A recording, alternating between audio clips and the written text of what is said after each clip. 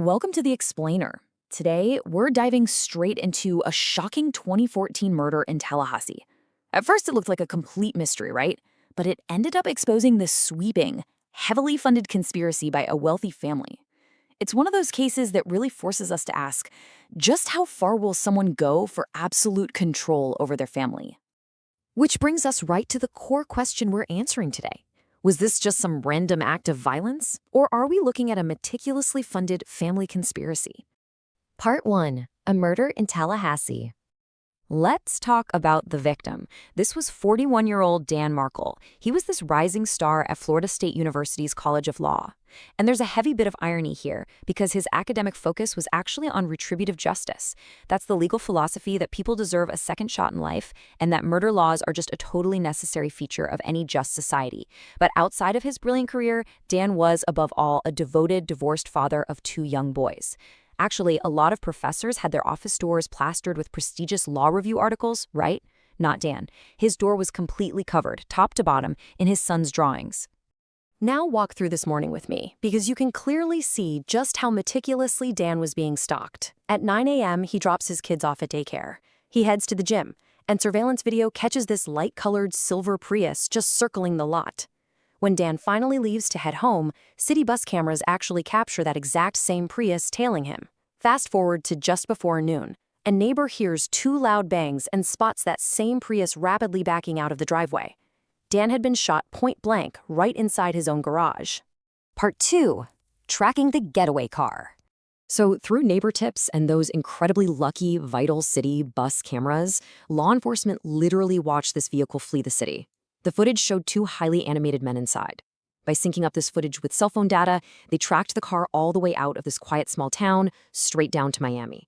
They identified the guys inside as Luis Rivera, a known gang member, and Sigfrido Garcia. Let me tell you, these guys were not sophisticated assassins. They were lower-level, bumbling criminals who had been hired to pull off a professional execution. Part 3. Unmasking the motive. Okay, so why in the world would 2 Miami hitmen travel all the way up to North Florida to take out a respected law professor? Well, get this. On the very day of the murder, Dan's ex-wife, Wendy Adelson, was brought in for a grueling police interview. Totally unprovoked, she just casually drops that her brother, Charlie, had joked about hiring a hitman as a divorce gift. He supposedly told her it was cheaper to just get her a TV instead. She also freely admitted to the cops that her family fiercely hated Dan. Suddenly, the motive snapped right into focus. It all stemmed from this remarkably ugly, incredibly contentious custody battle. Dan simply wanted to maintain a stable life in Tallahassee and raise his sons in the local Jewish community. But on the flip side, you had his ex-mother-in-law, Donna Adelson. She was ruthlessly campaigning to force those kids to relocate to South Florida so they'd be near her.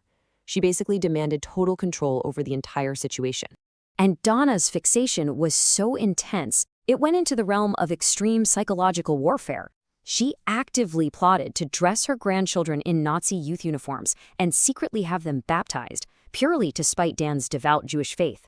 When that didn't break him, the Adelson family actually offered Dan a staggering $1 million just to walk away and let the kids move. $1 million, and he flat out refused. Part 4. The FBI Bump Tactic. So investigators start following the digital and financial breadcrumbs, and they peel back the layers to find a very clear chain of command. It's like a bizarre corporate ladder of crime. First, you have the hitmen, Rivera and Garcia.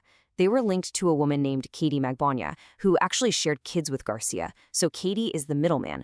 Now, who was Katie dating at the time? Charlie Adelson, the financier of the whole thing, and yep, the brother who made the hitman joke. But pulling the strings from the very top, the mastermind and matriarch herself, Donna Adelson. But here's the thing, knowing it and actually proving it in a court of law are 2 very different things. So in 2016, the FBI rolled out this brilliant undercover tactic called the bump. An agent literally walks up to Donna Adelson on the street, hands her a printed article about Dan's murder, and demands $5,000 to take care of someone who helped her family with, quote, this problem. The entire goal here was to tickle the wire, basically rattle her cage and see exactly who she contacts in a panic. And it worked like an absolute charm. Donna took the extortion note perfectly calmly, just put it in her pocket and walked away. But the second she was clear, she picked up the phone. And who was on the receiving end of that frantic call? Her son, Charlie. Charlie then rushed out to meet his girlfriend Katie at a restaurant to figure out what to do. Little did they know, the FBI had already wiretapped their table, which gave investigators the exact audio they needed to start making arrests. Part 5. The Matriarch's Downfall. Over the next few years, watch how these legal dominoes just started falling one by one. The hitman were arrested in 2016. Then the middleman, Katie, was convicted and handed a life sentence. By November of 2023, the financier, Charlie, was convicted of first-degree murder. This cascade of justice finally got to Donna. In a recorded jailhouse phone call where she actually thought she had hung up the receiver, she was caught plotting her escape to a non-extradition country. Days later, agents swooped in and intercepted Donna and her husband Harvey right at the Miami airport. They were completely aghast, literally holding one-way tickets to Vietnam. And that brings us to Donna's trial in 2025. The prosecution came in with a mountain of newly revealed physical evidence linking her directly to the conspiracy. For one, her 2014 day planner actually had Dan Markel's license plate number hidden right in the notes section. Then there was testimony that Donna literally washed the physical hit money, like physically washed it, and stapled the cash inside Ziploc bags. And maybe the most damning piece of all, 44 checks signed by Donna from the family's dental institute paid directly to the middleman, Katie McBonwa. Throughout the trial, she claims she was just an innocent, albeit overbearing, mother. But the evidence was just too overwhelming. It took the jury just over 3 hours to find 75-year-old Donna Adelson guilty of first-degree murder. 3 hours. When that verdict was read, it prompted this piercing, unforgettable shriek of realization from Donna that just echoed through the courtroom. It was the sound of her absolute control finally shattering. In the deeply emotional aftermath of the trial, Dan Markel's grieving father delivered a truly haunting victim impact statement. He talked about the profound human cost behind Donna's obsession. He mentioned that in Jewish custom, you wish people to live to be 120 years of age. But for Donna, his only wish was that she lives to 120 entirely alone in her jail cell. Which leaves us with a final provocative thought after unraveling one of the most shocking and meticulously planned conspiracies in recent history. A brilliant professor's life was stolen, multiple families were completely fractured, and the architects of this crime are going to spend their final days behind bars. So we really have to ask, was the illusion of absolute control worth destroying all those lives and ultimately sacrificing your own freedom? Thank you for joining me for this explainer, and I hope this deep dive into the evidence leaves you with plenty to think about.